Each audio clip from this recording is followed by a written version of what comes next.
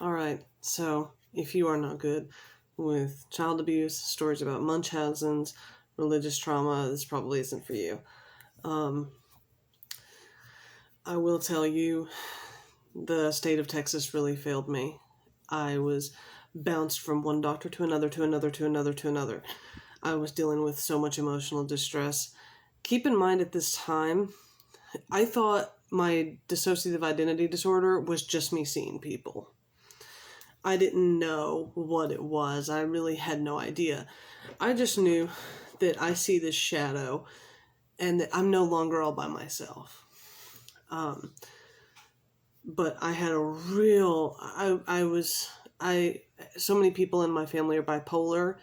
And so when people say, oh, you're like bipolar, it, it pushes me closer to them in a way, and it makes me so angry. Like, I'd rather be a paranoid schizophrenic with psychotic tendencies than ever be called bipolar.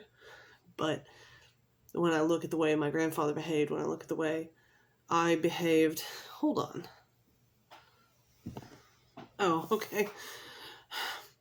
Sorry, I thought I had a spider crawling up my table. No, it's my cat's immense fur coming up the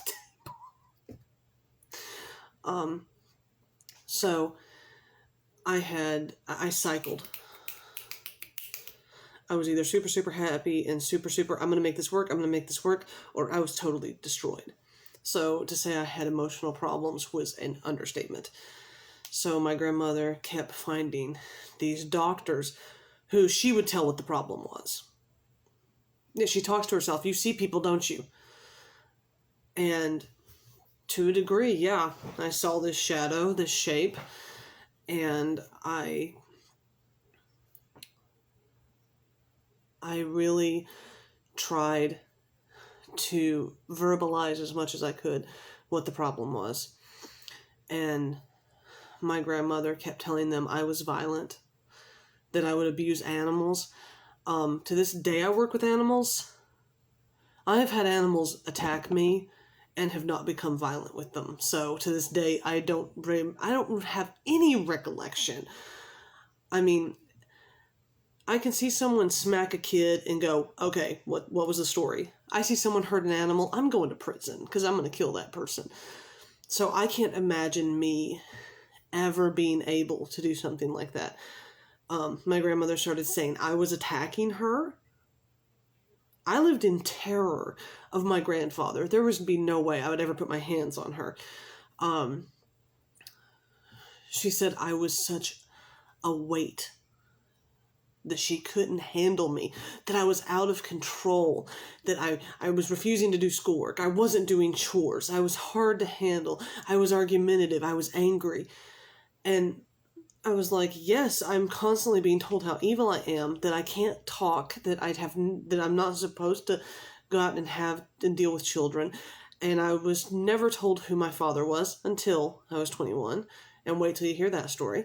So I'm constantly asking, like, where's my dad? Do we know anything about him? That was considered evil. I was an emotional wreck.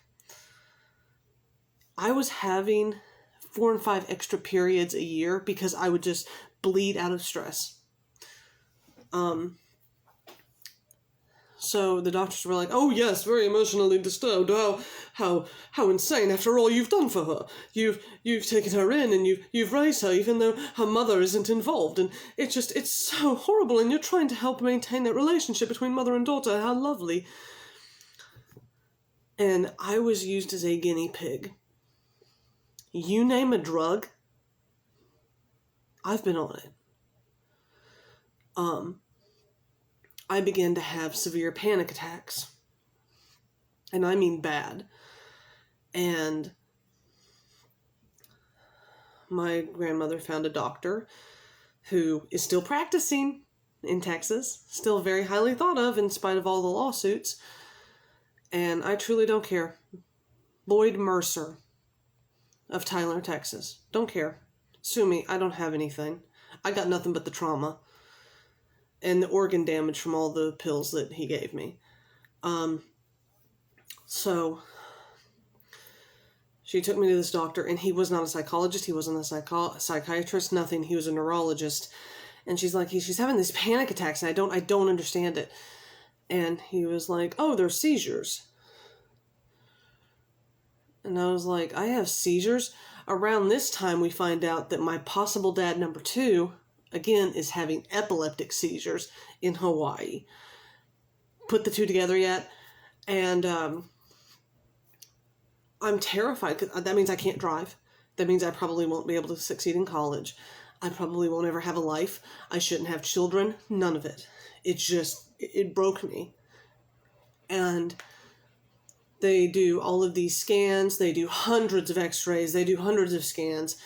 And they see there's no bleeding in the brain. There's nothing like that. Thank Neil deGrasse Tyson, who is, in my idea, God. But my grandmother was like, let's put her on drugs to try to maintain. And this doctor really liked my grandmother. So whatever drug she had heard of or came up with, he tried it. So again, my panic attacks are getting worse, and I'm seen as really disturbed. I had no idea at the time, but my grandmother was telling all of this, every bit of it, to everyone in our church. So very quickly, all of the people began to pull their children away. I was ostracized. It was, that's the really disturbed kid that the Jacksons took in. That's not even their real kid. It destroyed me. I didn't know. I thought I was really evil. And about that time, again, you have Lion King Part 2 come out, and I'm like, why am I so fucking rejected? Is it a sign? Is it a smell? Something? Because again, I was a good student. I loved it, and I loved animal behavior, and I was like, and I loved psychology. I loved it. And I was like, what is it about this animal that all the other animals are terrified of? Why do they not? I can't even get anyone to talk to me. I had no idea my grandmother was poisoning the well at both ends. At church, everyone knew, oh, I was dangerous. Oh, I was psychotic. Oh, I wasn't to be trusted. I was heavily medicated. My own mother didn't even want me. When you have a little old lady at church see you laughing once when someone tells a joke and they say to your face, no wonder your mother dumped you. Even at 8 years old, I didn't realize how my grandmother was playing both sides of the field for sympathy. And to a degree, I understand, because my grandfather was still, his anger and his dementia or Alzheimer's, whichever one it was getting worse. And all of her children were growing up, getting married, having children. And she stuck with me. She wasn't stuck with you. She was stuck with me. Because all of a sudden, it wasn't, we're so lucky to have you, none of that. It was, do you know what we gave up to deal with you? You know what we gave up for you? We could have traveled. We could have retired. We could have had a life, but we gave it up for you. If that's how you're going to treat any child you take in, don't. Do me a favor, don't even adopt a dog. No one deserves that. Because as a child, I knew I had to make money to repay these people because I was a financial burden, an emotional burden. So this led to, well, this drug doesn't really work. This drug makes her really sick. Let's put another one on. Oh, well, this drug makes her sick. Okay, well, let's give her medicine to help her not be sick. Okay, well, that kind of causes a weird chemical reaction. So let's add this to help counteract that. All the while, at one point, I was on 9 different medicines. I was on 5 antipsychotics at one time. 2 antidepressants and one thing, I think it was Cogentin, to help with side effects. And I was expected to homeschool myself. Here are your VHSs. Sit up. Wake up. Wake up. Get up. Wake up. Now watch. And bad grades were punishable by spankings. A lot of times with a belt. And all the while, I've got all of this. And my body is so sensitive to medicine to this day.